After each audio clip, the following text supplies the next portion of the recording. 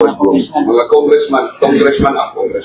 Kasi inimbitahan ka daw pero Attorney Tilgra.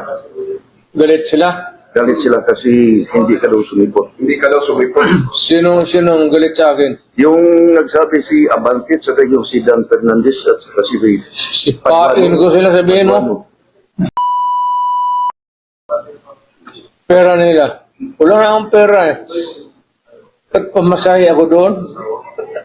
I am living on my retirement pay. I never, kayo taga Davao kayo, lakin tayo, magkababata tayo dito.